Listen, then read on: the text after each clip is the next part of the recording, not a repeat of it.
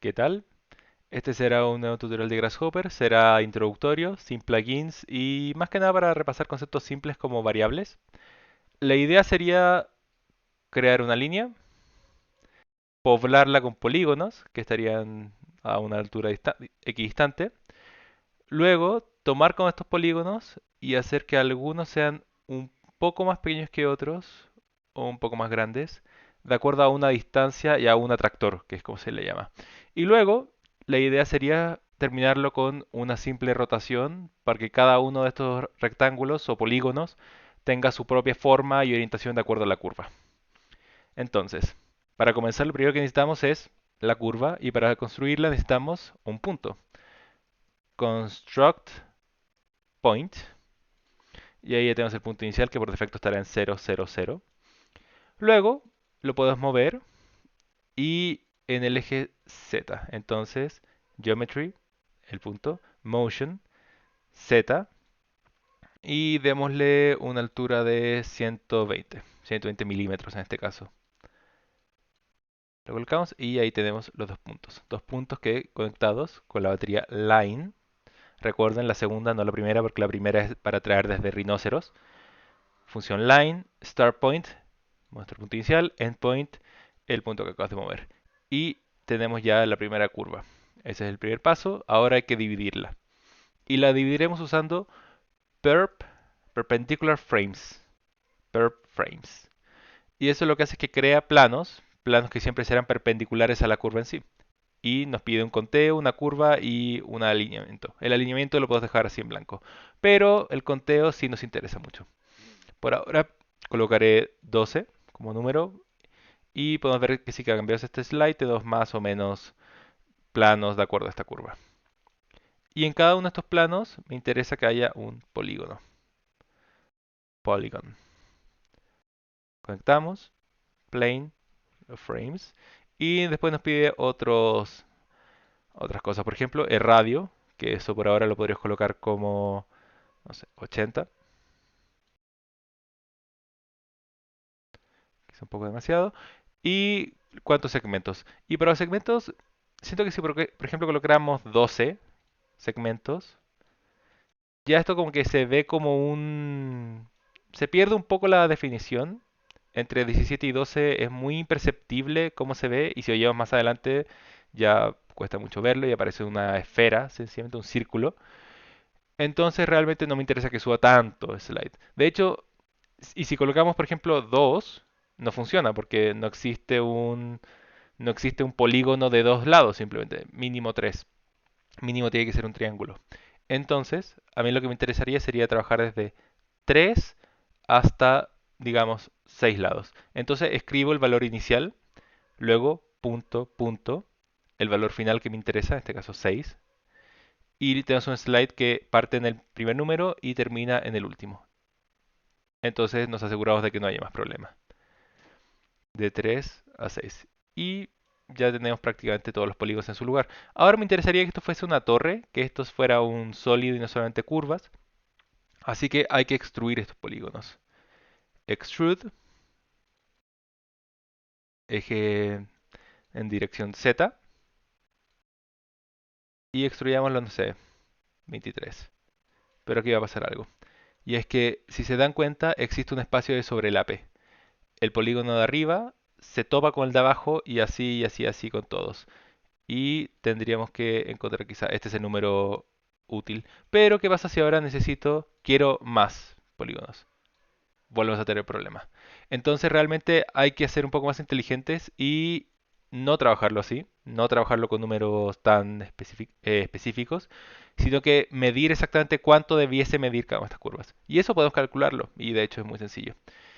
Tenemos esta línea. Si la dividimos con cada uno de los planos, con la función shader, curva y parámetros, nos da la lista de segmentos que conforman la curva dividida. Y si estos segmentos los medimos usando la batería de length es esta de aquí, los conectamos y ahora esta batería nos entrega el largo de cada uno de estos segmentos. Si usamos un panel y revisamos qué hay acá, podemos ver que el valor siempre es el mismo porque todos los segmentos son iguales y la cantidad de segmentos es la misma que la cantidad de polígonos.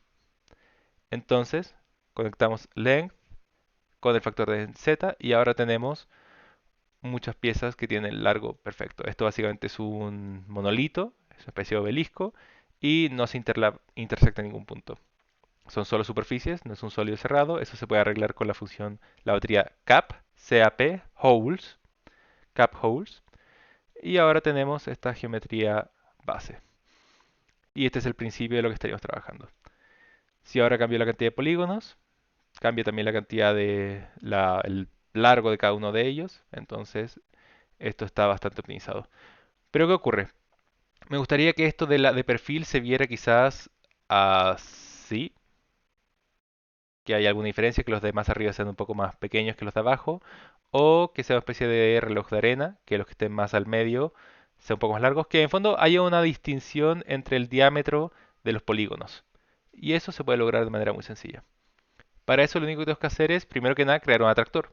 Y un atractor esencialmente es, si tenemos un punto aquí y otro punto aquí, un atractor lo que hace es que mide la distancia de estos dos puntos y se le entrega a otro valor, por ejemplo, el largo de un rectángulo. Entonces necesitamos sacar la distancia. Entonces esta línea, me gustaría construir un punto en ella y para eso usaré la función evaluate curve que me pide una curva y un parámetro. Un parámetro esencialmente es una forma de decirle qué parte de la curva estamos viendo. Eso se consigue con un slide 1.00. La cantidad de ceros que coloquemos es la cantidad de decimales que vamos a tener. Lo colocamos en parámetro y en la curva hay que hacerle clic derecho y usar reparametrizar. Y ahora pueden ver que hay un punto al final de la curva y eso es porque ya está colocado en el punto 1, es decir, está al 100%, veámoslo así, 1 es igual 100, está al 100% de la curva. Y si le bajamos podemos ver que está en pequeños porcentajes de la curva. Entonces ya tenemos el primer punto para medir y un slide para controlarlo.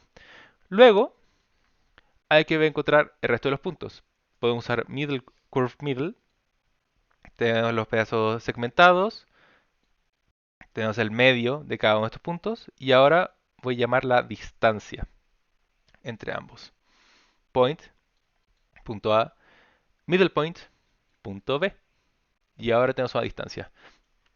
Ahora bien, ya esta geometría tenía un radio determinado, que era 28, y digamos que a mí no me interesa que la distancia esté tan fuera de control.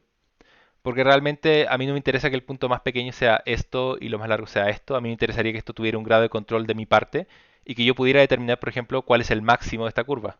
Porque ahora lo que está haciendo esto es simplemente entregarme los valores que vendría siendo la distancia de estos dos puntos. Pero realmente yo no tengo mucho que decir con ello o realmente tendría que cambiar cosas como la proporción, la altura, la anchura, cosas así, o la cantidad de segmentos. Y me interesa poder controlarlo mejor. Entonces, si yo quiero que 28 sea el valor más alto y quisiera que de 28 hacia abajo fueran los valores de los radios, tengo que remapear estos valores. Y eso se hace con la función remap numbers. ¿Qué valor quiero remapear? Las distancias. Con source me pide que los ordene en un dominio, entonces uso bounds. Bounds lo que hace es finalmente toma un conjunto de números y los ordena de mayor a menor, creando un dominio numérico. Y target es básicamente a qué números quiero convertirlos. Y a mí me interesa crear un dominio del 0.1 a 1. Entonces, construct domain. Y veamos de nuevo esto como el 100% 101, 1.00, digamos que es el 100%, es el 1, es un 1 de un número. Y si tomamos un número y lo multiplicamos por 0.1, esencialmente lo que estamos haciendo es bajarle un decimal. Lo estamos dividiendo a su 10%. Entonces, si multiplico un valor por 0.1, lo bajé a su 10%. Entonces, ahora lo que hay que hacer es multiplication, los valores remapeados por el valor que a mí me interesa, que en este caso es 28, podría cambiarlo, pero esencialmente al cambiar de esta manera, si este es el valor máximo que yo quiero, puedo hacer que varíe. Y si yo encuentro que el valor más pequeño es demasiado pequeño, porque 10% de 28 quizás es demasiado poco, puedo aumentarlo y ahora tengo un poco más de control respecto a la curva. También si cambio el número de la curva en sí, el de atractor, podemos ver cómo todo responde a ella.